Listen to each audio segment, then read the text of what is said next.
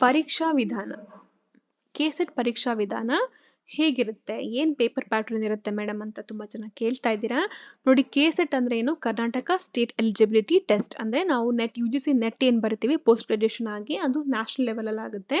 State ಲೆವೆಲಲ್ಲಿ ಬರೆಯುವಂತಹ ಎಕ್ಸಾಮ್ನ ನಾವು ಹೇಳ್ತೀವಿ KSET, ಅಂದರೆ Karnataka state eligibility test.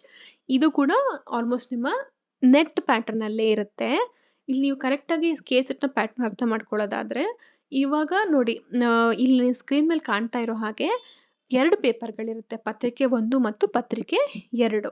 Okay, ಮೊದಲನೇ ಪತ್ರಿಕೆ ಏನಿದೆ, ಪತ್ರಿಕೆ 1, ಅದು ಎಲ್ಲರಿಗೂ compulsory, irrespective of your post graduation ಅಥವಾ ನೀವು ಸೆಲೆಕ್ಟ್ ಮಾಡಿರೋ ಸಬ್ಜೆಕ್ಟ್ನ ಯಾವುದೇ ಇದ್ರೂ ಕೂಡ ನೀವು ಇಲ್ಲಿ ಫಸ್ಟ್ ಪೇಪರ್ನ ಕಂಪಲ್ಸರಿಯಾಗಿ ಬರೀಲೇಬೇಕಾಗಿರುತ್ತೆ. ಇದು ಜನರಲ್ ಪೇಪರ್ ಆಗಿರುತ್ತೆ, ಕಂಪಲ್ಸರಿ ಪೇಪರ್ ಕೂಡ ಹೌದು.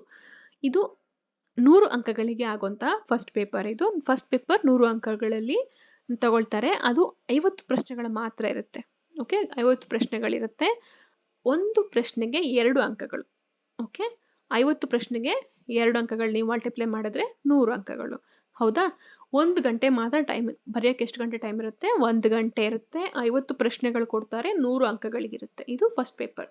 ಎರಡನೇ ಪೇಪರ್ ಏನು ಅಂದರೆ 200 ಅಂಕಗಳಿಗೆ ಆಗೋ ಪೇಪರ್ ಇದು.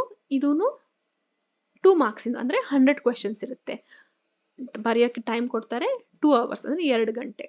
2 ಗಂಟೆ ಕಾಲ ಎಕ್ಸಾಮ್ ಆಗುತ್ತೆ. 100 ಪ್ರಶ್ನೆಗಳು ಬರುತ್ತೆ. 200 ಮಾರ್ಕ್ಸ್ ಕ್ಯಾರಿ, ಅಂದರೆ 100 ಇಂಟು 2, 200 ಮಾರ್ಕ್ಸ್ನ ಪೇಪರ್. ಪೇಪರ್ 2 ಏನಿದೆ, ಇದು ನಿಮ್ಮ ಆಪ್ಷನಲ್ ಸಬ್ಜೆಕ್ಟ್, ಅಂದರೆ ನಿಮ್ಮ ಮಾಸ್ಟರ್ ಡಿಗ್ರಿ ಯಾವ ಸಬ್ಜೆಕ್ಟಲ್ಲಿದೆ ಆ ಸಬ್ಜೆಕ್ಟಲ್ಲಿ ನೀವು ಬರೆಯುವಂಥದ್ದು.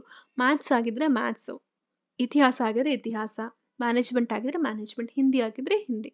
ನೀವು ಯಾವ ಸಬ್ಜೆಕ್ಟಲ್ಲಿ ನಿಮ್ಮ ಸ್ನಾತಕೋತ್ತರ ಪದವಿ ಅಂದರೆ ನಿಮ್ಮ ಪೋಸ್ಟ್ ಗ್ರಾಜುಯೇಷನ್ ಮಾಡಿದ್ದೀರಾ ಅದೇ ಸಬ್ಜೆಕ್ಟ್ನ ಆಪ್ಟ್ ಮಾಡ್ಕೊಳ್ಳಿ.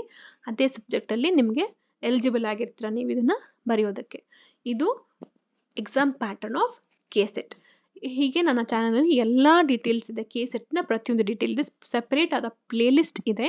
ನಿಮ್ಮ ಎಲ್ಲ ಅನುಮಾನ, ಡೌಟ್ಸ್, ಕನ್ಫ್ಯೂಷನ್ಸ್ ಏನೇನಿದೆ, ಗೈಡೆನ್ಸ್ ಎಲ್ಲದಕ್ಕೂ ನಿಮಗಲ್ಲಿ ಉತ್ತರ ಸಿಗುತ್ತೆ. ಸೊ ನೀವಿನ್ನೂ ನಮ್ಮ ಚಾನಲ್ಗೆ ಸಬ್ಸ್ಕ್ರೈಬ್ ಆಗಿಲ್ಲ ಅಂದರೆ ಸಬ್ಸ್ಕ್ರೈಬ್ ಮಾಡ್ಕೊಳ್ಳಿ. ಹಾಗೆ ಚಾನಲ್ಗೆ ಹೋಗಿ ಅಲ್ಲಿ ಪ್ಲೇಲಿಸ್ಟ್ ಅಂತಿದೆ ಅಲ್ಲ, ಪ್ಲೇಲಿಸ್ಟಲ್ಲಿ ಹೋಗಿ ನೀವು ಕೆಳಗಡೆ ನೋಡಿದ್ರೆ ನಿಮ್ಮ KSET ಪ್ಲೇಲಿಸ್ಟ್ ಸಪ್ರೇಟಾಗಿ ಮಾಡಿದ್ದೀವಿ.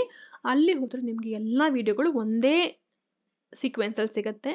ನಿಮ್ಮ ಎಲ್ಲ ಪ್ರಶ್ನೆಗಳಿಗೆ ಅಲ್ಲಿ ಉತ್ತರ ಸಿಗುತ್ತೆ. ಇನ್ನೂ ಏನಾದರೂ ನಿಮ್ಮ ಪ್ರಶ್ನೆ ಇದ್ದರೆ ಕಮೆಂಟ್ ಸೆಕ್ಷನಲ್ಲಿ ತಿಳಿಸಿ. ಆದಷ್ಟು ಬೇಗ ಅದಕ್ಕೆ ಉತ್ತರಿಸುವಂಥ ಪ್ರಯತ್ನ ನಾವು ಮಾಡ್ತೀವಿ. Thank you for watching the video. All the best for your exams.